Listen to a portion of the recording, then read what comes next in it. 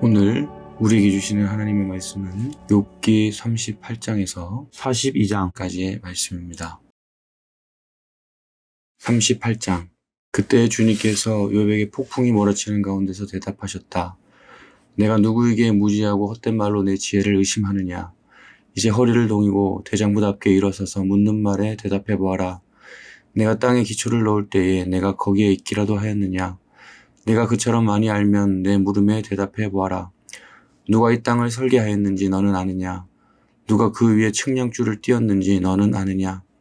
무엇이 땅을 버티는 기둥을 잡고 있느냐? 누가 땅에 주춧돌을 놓았느냐?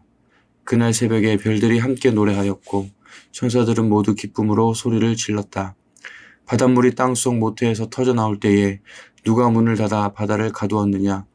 구름으로 바다를 덮고 흑암으로 바다를 감싼 것은 바로 나다. 바다가 넘지 못하게 금을 그어놓고 바다를 가두고 문 빗장을 치는 것은 바로 나다. 여기까지는 와도 된다. 그러나 더 넘어서지는 말아라. 도도한 물결을 여기에서 멈추어라 하고 바다에게 명한 것이 바로 나다. 내가 지금까지 살아오면서 내가 아침에게 명령하여 동이 트게 해본 일이 있느냐? 새벽에게 명령하여 새벽이 제자를 지키게 한 일이 있느냐? 또 새벽에게 명령하여 땅을 옷깃 휘어잡듯이 거머쥐고 마구 흔들어서 악한 자들을 털어내게 한 일이 있느냐? 대낮의 광명은 언덕과 계곡을 옷의 주름처럼 토판에 찍은 도장처럼 뚜렷하게 보이게 한다. 대낮의 광명은 너무나도 밝아서 악한 자들의 폭행을 훤히 밝힌다. 바닷속 깊은 곳에 있는 물 근원에까지 들어가 보았느냐? 그 밑바닥 깊은 곳을 거닐어 본 일이 있느냐? 죽은 자가 들어가는 문을 들여다본 일이 있느냐? 그 죽음의 그늘이 드리운 문을 본 일이 있느냐? 세상이 얼마나 큰지 짐작이나 할 수 있겠느냐? 이 모든 것을 알고 있다면 어디 내 말 한번 들어보자. 빛이 어디에서 오는지 아느냐? 어둠의 근원이 어디에 있는지 아느냐? 빛과 어둠이 있는 그곳이 얼마나 먼 곳에 있는지 그곳을 보여줄 수 있느냐? 빛과 어둠이 있는 그곳에 이르는 길을 아느냐? 알고 말고 너는 알 것이다. 내가 이 세상을 만들 때부터 지금까지 내가 살아왔고 내가 세상 만드는 것을 내가 보았다면 내가 오죽이나 잘 알겠느냐. 눈을 쌓아둔 창고에 들어간 일이 있느냐. 우방 창고를 들여다본 일이 있느냐. 이것들은 내가 환란이 생겼을 때에 쓰려고 간직해 두었고 전쟁할 때에 쓰려고 준비해 두었다. 해가 뜨는 곳에 가본 적이 있느냐. 동풍이 불어오는 그 시발점에 가본 적이 있느냐.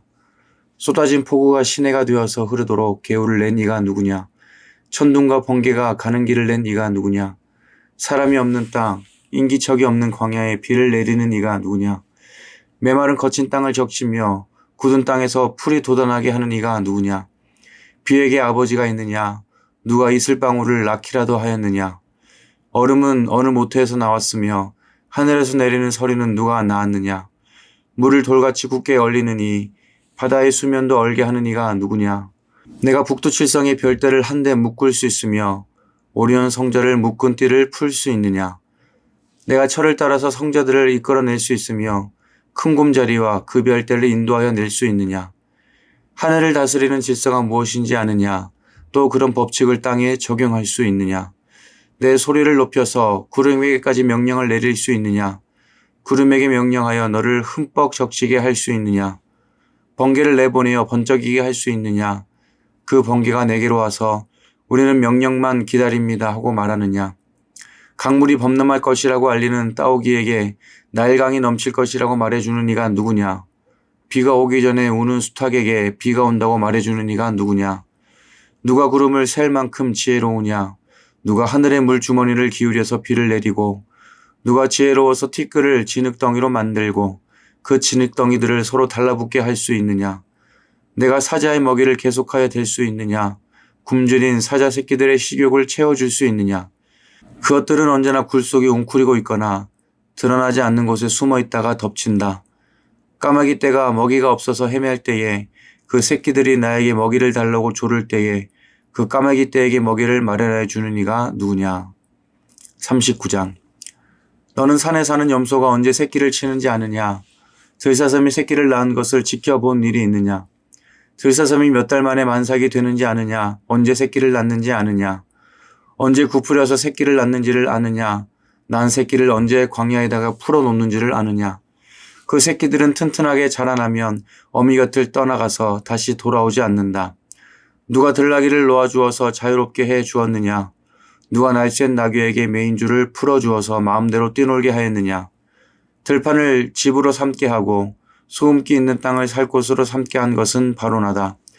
들나귀가 시끄러운 성읍에서 멀리 떨어져 있으므로 아무도 들나귀를 길들이지 못하고 일을 시키지도 못한다. 사는 들나귀가 마음껏 풀을 뜯는 초장이다. 풀은 들나귀가 찾는 먹이다. 들소가 내 일을 거들어 주겠느냐. 들소가 내 외양간에서 잠을 자겠느냐. 내가 들소에게 쟁기를 메어 주어서 밭을 갈게 할 수 있느냐. 들소들이 내 말을 따라서 밭을 갈겠느냐. 들소가 힘이 센 것은 사실이지만 내가 하기 힘든 일을 들소에게 떠맡길 수 있겠느냐. 들소가 심은 것은 거두어 들여서 타작마당에 쌓아 줄 것 같으냐. 타조가 날개를 재빠르게 치기는 하지만 황새처럼 날지는 못한다. 타조가 땅바닥에다가 알을 낳은 것은 흙이 그 알을 따스하게 해주기를 바라기 때문이다. 그러나 그 알이 발에 밟혀서 깨어질 수 있음을 알지 못한다. 들짐승이 그 알을 짓밟을 수도 있음을 알지 못한다.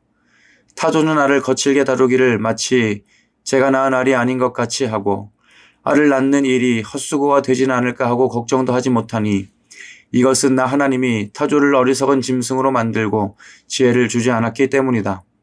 그러나 타조가 한번 날개를 치면서 달리기만 하면 말이나 말 탄 사람쯤은 우습게 여긴다. 욥은 대답해 보아라. 말에게 강한 힘은 준 것이 너냐? 그 목에 흩날리는 갈기를 달아준 것이 너냐? 내가 말을 메뚜기처럼 뛰게 만들었느냐? 사람을 두렵게 하는 그 위세 당당한 콧소리를 내가 만들어 주었느냐? 앞팔굽으로 땅을 마구 파대면서 힘껏 앞으로 나가서 싸운다. 그것들은 두려움이라는 것을 모른다. 칼 앞에서도 돌아서지 않는다. 말을 탄 용사의 화살통이 덜커덕 소리를 내며 긴 창과 짧은 창이 햇빛에 번쩍인다. 나팔 소리만 들으면 머물러 서 있지 않고 흥분하여 성난 모습으로 땅을 박차면서 내달린다. 나팔을 불 때마다 힝힝 하고 콧김을 뿜으며 멀리서 멀어지는 전쟁 냄새를 맡고 멀리서도 지휘관들의 호령과 고함 소리를 듣는다. 매가 높이 솟아올라서 남쪽으로 날개를 펴고 나가라는 것이 내게서 배운 것이냐. 독수리가 하늘 높이 떠서 높은 곳에 보금자리를 만드는 것이 내 명령을 따른 것이냐. 독수리는 바위 위에 집을 짓고 거기에서 자고 험한 바위와 요새 위에 살면서 거기에서 먹이를 살핀다. 그의 눈은 멀리서도 먹이를 알아본다. 독수리 새끼는 피를 빨아먹고 산다. 주검이 있는 곳에 독수리가 있다. 40장. 주님께서 또 욥에게 말씀하셨다. 전능한 하나님과 다투는 욥아, 내가 나를 꾸짖을 셈이냐? 내가 나를 비난하니 어디 나에게 대답해 보아라. 그때 욥이 주님께 대답하였다. 저는 비참한 사람입니다. 제가 무엇이라고 감히 주님께 대답할 수 있겠습니까? 다만 손으로 입을 막을 뿐입니다. 이미 말을 너무 많이 했습니다. 더 할 말이 없습니다. 그러자 주님께서 폭풍 가운데서 다시 말씀하셨다. 이제 허리를 동이고 대장부답게 일어서서 내가 묻는 말에 대답하여라. 아직도 너는 내 판결을 비난하려느냐? 내가 자신을 옳다고 하려고 내게 잘못을 덮어 씌우려느냐? 내 팔이 하나님의 팔만큼 힘이 있느냐? 내가 하나님처럼 천둥소리 같은 우렁찬 소리를 낼 수 있느냐?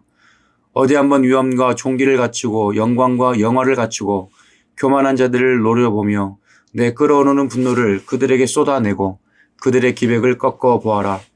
모든 교만한 자를 살펴서 그들을 비천하게 하고 악한 자들을 그 서 있는 자리에서 짓밟아서 모두 땅에 묻어 보아라. 모두 얼굴을 천으로 감아서 무덤에 뉘어 보아라.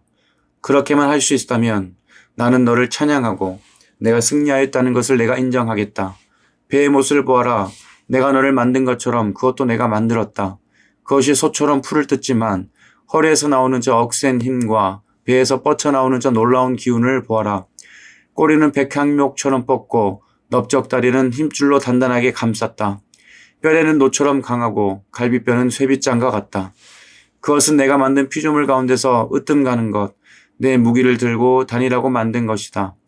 모든 들짐승이 즐겁게 뛰노는 푸른 산에서 자라는 푸른 풀은 그것의 먹이다. 그것은 연꽃잎 아래에 눕고 갈대밭 그늘진 곳이나 늪 속에다가 몸을 숨긴다.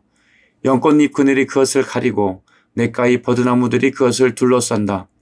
강물이 넘쳐도 놀라지 않으며 요단강의 물이 불어서 입에 차도 태어나다. 누가 그것에 눈을 감겨서 잡을 수 있으며 누가 그 코에 갈고리를 꿰 수 있느냐. 41장. 내가 낚시로 니와 야단을 낚을 수 있으며 끈으로 그 혀를 맬 수 있느냐. 그 코를 줄로 꿰 수 있으며 갈고리로 그 턱을 꿰 수 있느냐. 그것이 내게 살려달라고 애원할 것 같으냐. 그것이 내게 자비를 베풀어 달라고 빌 것 같으냐. 그것이 너와 언약을 맺기라도 하여 영원히 내 종이 되겠다고 약속해도 할 것 같으냐. 내가 그것을 새처럼 길들여서 데리고 놀 수 있겠으며 또 그것을 끈으로 메어서 요종들의 노리개로 삼을 수 있겠느냐. 어부들이 그것을 가지고 흥정하고 그것을 토막내어 상인들에게 팔 수 있겠느냐. 내가 창으로 그것의 가죽을 꿰뚫을 수 있으며 작살로 그 머리를 찌를 수 있겠느냐. 손으로 한번 만져만 보아도 그것과 싸울 생각은 못할 것이다. 니와 야단을 보는 사람은 쳐다보기만 해도 기가 꺾이고 땅에 꼬꾸라진다. 그것이 흥분하면 얼마나 난폭하겠느냐. 누가 그것과 맞서겠느냐. 그것에 덤벼들고 그 어느 누가 무사하겠느냐. 이 세상에는 그럴 사람이 없다. 니와 야단의 다리 이야기를 어찌 빼놓을 수 있겠느냐. 그 용맹을 어찌 말하지 않을 수 있겠느냐. 그 늠름한 체구를 어찌 말하지 않고 지나겠느냐. 누가 그것의 가죽을 벗길 수 있겠느냐. 누가 두 겹 갑옷 같은 비늘 사이를 뚫을 수 있겠느냐. 누가 그것의 턱을 벌릴 수 있겠느냐. 빙 둘러 돋아있는 이빨은 보기만 해도 소름이 끼친다. 등 비늘은 그것이 자랑할 만한 것, 빽빽하게 짜여 있어서 돌처럼 단단하다. 그 비늘 하나하나가 서로 이어 있어서 그 틈으로는 바람도 들어가지 못한다. 비늘이 서로 연결되어 꽉 달라붙어서 그 얽힌 데가 떨어지지도 않는다. 재채기를 하면 불빛이 번쩍거리고 눈을 뜨면 그 눈꺼풀이 치켜 올라가는 모양이 동이 트는 것과 같다. 입에서는 횃불이 나오고 불똥이 튄다. 콧구멍에서 펑펑 쏟아지는 연기는 끓는 가마 밑에서 타는 연기와 같다. 그 숨결은 숯불을 피울 만하고 입에서는 불꽃이 나온다. 목에는 억센 힘이 들어있어서 보는 사람마다 겁에 질리고 만다. 살갗은 쇠로 입힌 듯이 약한 곳이 전혀 없다. 심장이 돌처럼 단단하니 그 단단하기가 맷돌 아래짝과 같다. 일어나기만 하면 아무리 힘센 자도 벌벌 떨며 그 몸부림치는 소리에 기가 꺾인다. 칼을 들이댄다 하여도 소용이 없고 창이나 화살이나 표창도 맥을 쓰지 못한다. 쇠도 지푸라기로 여기고 노순 썩은 나무 정도로 생각하니 그것을 쏘아서 도망치게 할 화살도 없고 무림의 돌도 아예 바람에 날리는 겨와 같다. 몽둥이는 지푸라기쯤으로 생각하며 창이 날아오는 소리에 코웃음만 친다. 백가죽은 날카로운 질그릇 조각과 같아서 타작기가 핥힌 진흙 바다처럼 지나간 흔적을 남긴다. 물에 뛰어들면 깊은 물은 가마솥의 물처럼 끓게 하고 바다를 기름 가마처럼 휘젓는다. 한 번 지나가면 그 자치가 번쩍번쩍 빛을 내니 깊은 바다가 백발을 휘날리는 것처럼 보인다. 땅 위에는 그것과 겨룰 만한 것이 없으며 그것은 처음부터 겁이 없는 것으로 지음을 받았다. 모든 교만한 것들을 우습게 보고 그 거만한 모든 앞에서 왕노릇을 한다. 42장. 욥이 주님께 대답하였다. 주님께서는 못하신 일이 없으시다는 것을 이제 저는 알았습니다. 주님의 계획은 어김없이 이루어지라는 것도 저도 깨달았습니다. 잘 알지도 못하면서 감히 주님의 뜻을 흐려 놓으려 한 자가 바로 저입니다. 깨닫지도 못하면서 함부로 말을 하였습니다. 제가 알기에는 너무나 신기한 일들이었습니다. 주님께서 말씀하셨습니다. 들어라, 내가 말하겠다. 내가 물을 터이니 내게 대답하여라 하셨습니다. 주님이 어떤 분이시라는 것을 지금까지는 제가 귀로만 들었습니다. 그러나 이제는 제가 제 눈으로 주님을 뵙습니다. 그러므로 저는 제 주장을 거두어드리고 티끌과 잿더미 위에 앉아서 회개합니다. 주님께서는 욥에게 말씀을 마치신 다음에 대만 사람 엘리바스에게 이렇게 말씀하셨다. 내가 너와 내 두 친구에게 분노한 것은 너희가 나를 두고 말을 할 때에 내 종 욥처럼 옳게 말하지 못하였기 때문이다. 그러므로 이제 너는 수송아지 7마리와 수대양 7마리를 마련하여 내 종 욥에 가지고 가서 너희가 용서받을 수 있도록 번제를 드려라. 내 종 욥이 너희를 용서해 달라고 빌면 내가 그의 기도를 들어줄 것이다. 내가 나를 두고 말을 할 때에 내 종 욥처럼 옳게 말하지 않고 어리석게 말하였지만 내가 그대로 갚지는 않을 것이다. 그래서 대만 사람 엘리바스와 수아 사람 빌닷과 나아마 사람 소발이 가서 주님께서 그들에게 말씀하신 대로 하니 주님께서 욥의 기도를 들어주셨다. 욥이 주님께 자기 친구들을 용서해달라고 기도를 드리고 난 다음에 주님께서 욥의 재산을 회복시켜 주셨는데 욥이 예전에 가졌던 모든 것보다 배나 더 돌려주셨다. 그러자 그의 모든 형제와 자매와 전부터 그를 아는 친구들이 다 그를 찾아와 그의 집에서 그와 함께 기뻐하면서 먹고 마셨다. 그들은 주님께서 그에게 내리신 그 모든 재앙을 생각하면서 그를 동정하기도 하고 또 위로하기도 하였다. 그러면서 그들은 저마다 그에게 돈을 주기도 하고 금반지를 끼워주기도 하였다. 주님께서 욥의 말년에 이전보다 더 많은 복을 주셔서 욥이 양을 14,000마리, 낙타를 6,000마리, 소를 1,000결이, 나귀를 1,000마리나 거느리게 하셨다. 그리고 그는 아들 7과 딸 3을 낳았다. 첫째 딸은 여미마, 둘째 딸은 그시야, 셋째 딸은 게렌합북이라 불렀다. 땅 위 어디에서도 욥의 딸들처럼 아리따운 여자를 찾아볼 수 없었다. 더욱이 그들의 아버지는 오라비들에게 준 것과 똑같이 딸들에게도 유산을 물려주었다. 그 뒤에 욥은 140년을 살면서 그의 아들과 손자 4대를 보았다. 욥은 이렇게 오래 살다가 세상을 떠났다. 아멘. 오늘도 행복한 하루 보내시기를 바랍니다.